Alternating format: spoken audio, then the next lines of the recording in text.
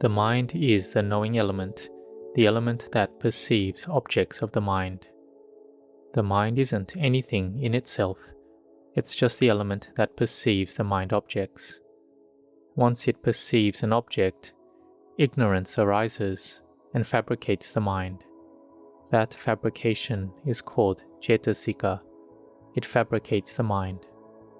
But because we lack knowledge, we misunderstand and take those fabrications to be ourselves.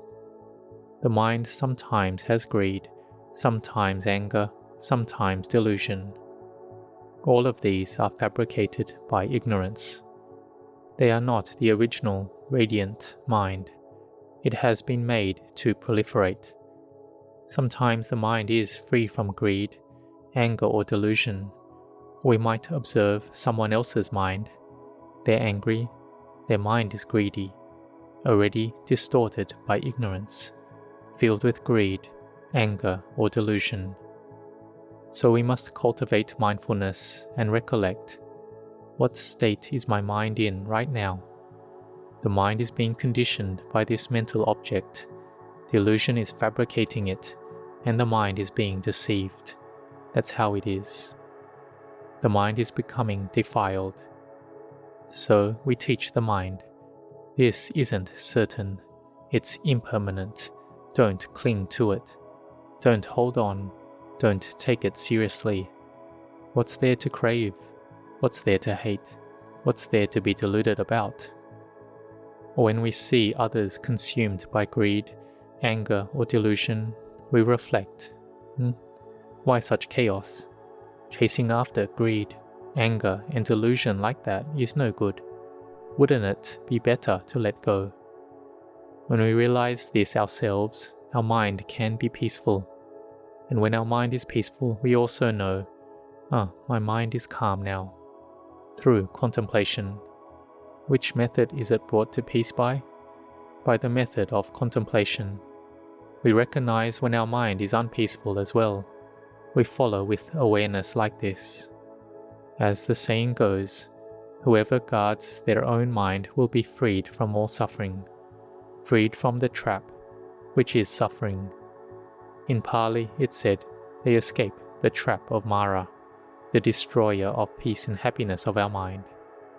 We come to understand this. So whether standing, walking, sitting, or lying down, we maintain mindfulness and guard the mind. The eye sees a form, and it has liking to it already. Do you see that? Whether it's an external form or our own body, when we feel pleased, this is delight arising. When we see an external form, sometimes we dislike it. When we see our own form, sometimes we are dissatisfied.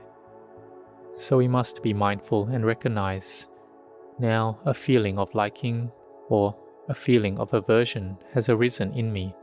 This is not the right path. Then we instruct the mind again. Who is the one aware of this? The mind is being conditioned by the mind objects, isn't it? The feeling of liking is uncertain, impermanent. The feeling of disliking is also impermanent. We keep teaching the mind like this. We don't trust these feelings. If we hate something, that's uncertain. If we're afraid, that's also uncertain. Keep teaching like this. Venerable Ajahn Chah taught us this way. He kept reinforcing this understanding. Keep teaching the mind until, it really is impermanent. It really is uncertain. Then the mind lets go and gains wisdom, realizing that it's simply just the mind. It's no longer seeing it as a being, a self, a person, me or other. So it's not me after all. That person's mind that is defiled by defilements, that's not them either. This mind, which I call mine, tainted by defilements, that's not me either. There's nothing there. But ignorance, craving, and clinging insist. Yes, there is. There must be. They like to create self and other. Why? Because it's enjoyable, it's pleasurable. But it also brings suffering. It never ends.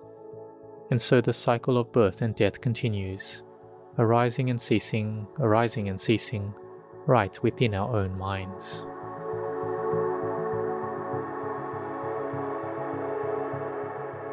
Therefore, every day since the day we are born, our eyes, ears, nose, tongue, and body constantly encounter forms, sounds, smells, tastes, touches, and mental objects. This is how it is. The notions of self and other persist. The moment we lapse in mindfulness, self and other arise, right and wrong emerge. Venerable Ajahn Chah taught beautifully and profoundly. When the mind is deluded by its objects, it's deluded by the world.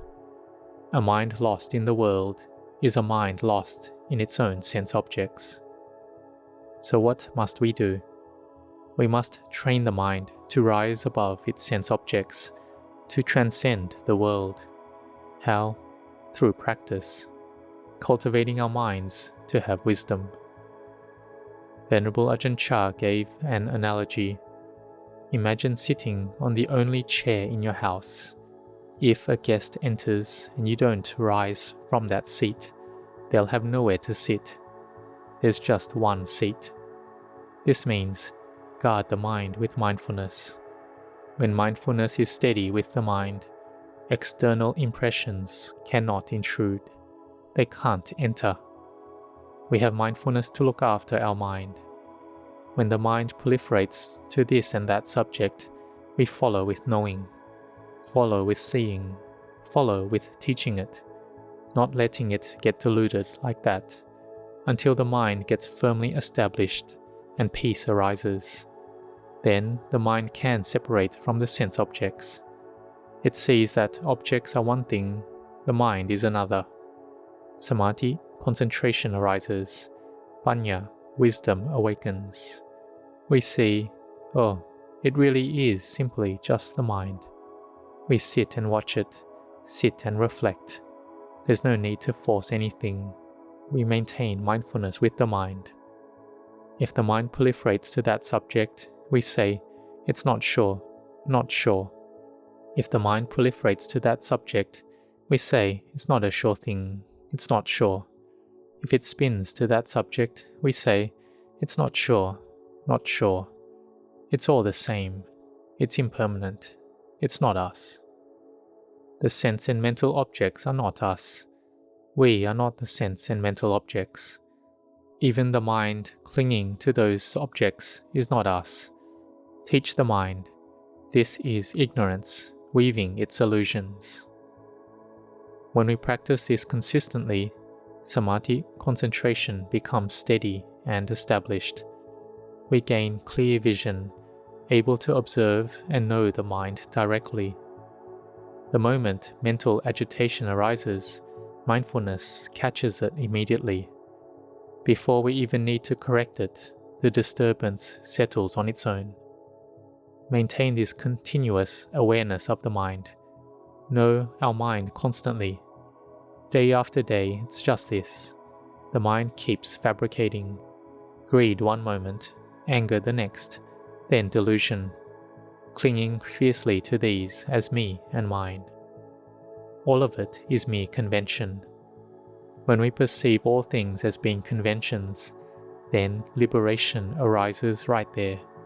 This is the path of practice to realizing the Dhamma.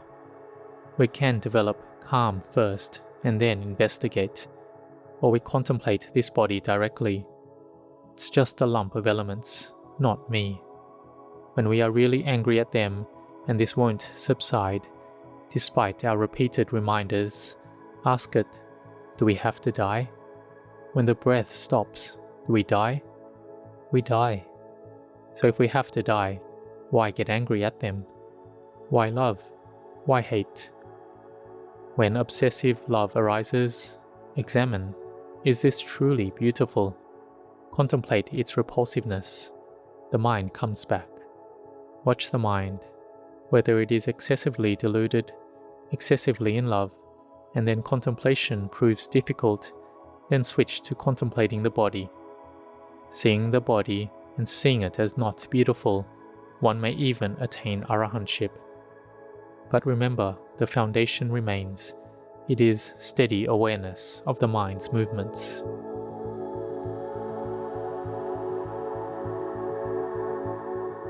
Just like the fully enlightened arahants in the Buddha's time, they constantly guarded their minds and maintained their concentration.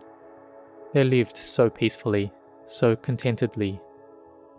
One day, there was one monk who would become an arahant.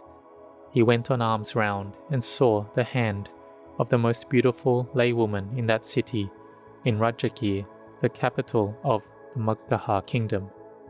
This woman was exceptionally beautiful, though already advanced in years.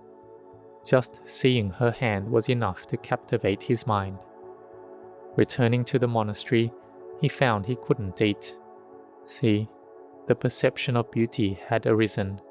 Delight and desire in form had taken hold, and he hadn't even seen her face, just her hand. He had lust. It captured his heart. He was mindful to know this, not completely unaware.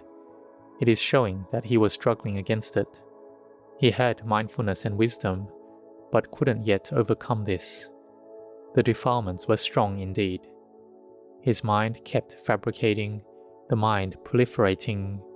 At her age, she's still this beautiful. How stunning she must have been in youth. Like a celestial goddess being reborn, she must have been incredibly beautiful. The more his mind proliferated, the more desire arose. But he still had samadhi. The defilements couldn't defeat him, but he couldn't defeat the defilements either. It was a battle. The Blessed One, the perfectly self-awakened Buddha, surveying with his wisdom eye, perceived that this monk possessed the disposition to attain to arahantship. The Buddha then announced, "Today there's an invitation. The Sangha is invited to a ceremony of that laywoman." And this monk was currently desiring that laywoman was invited as well.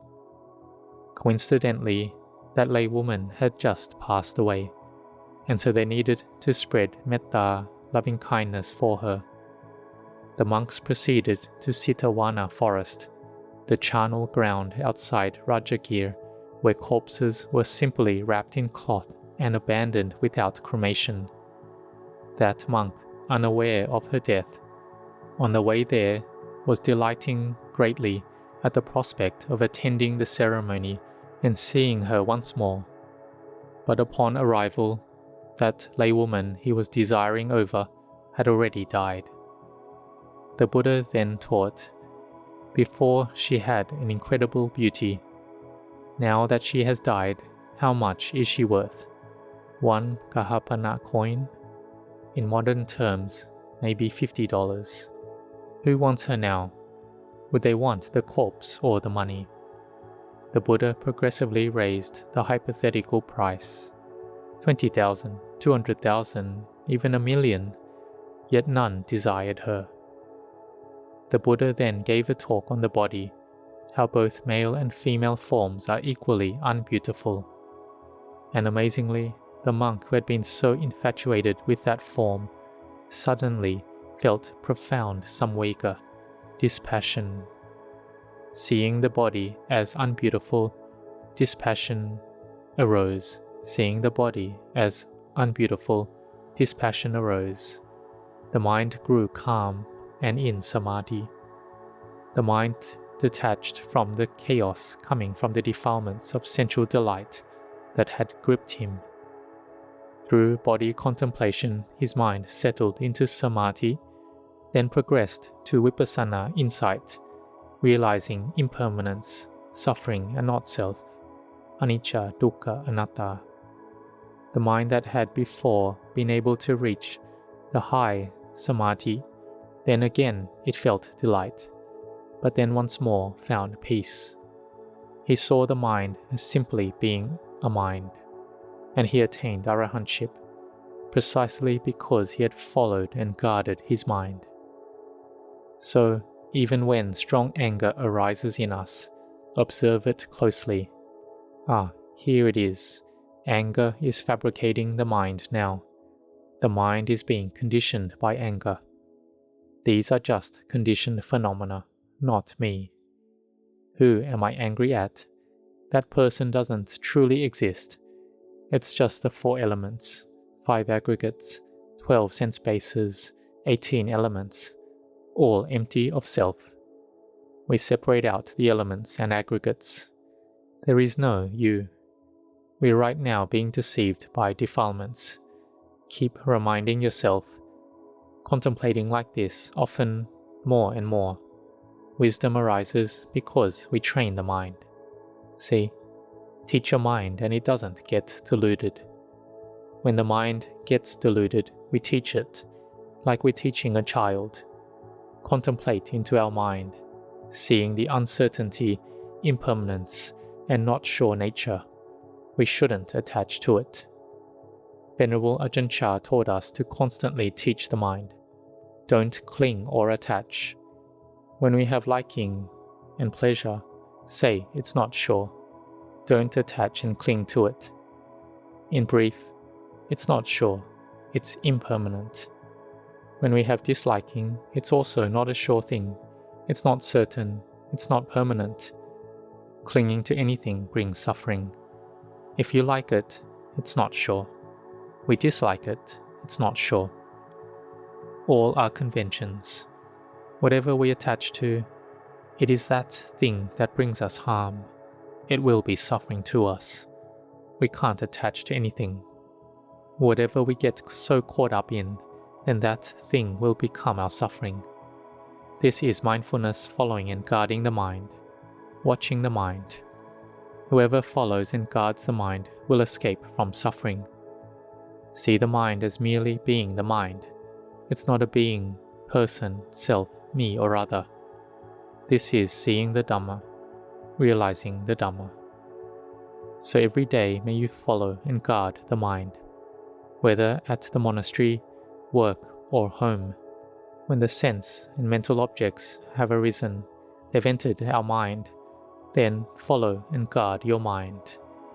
May you grow in blessings.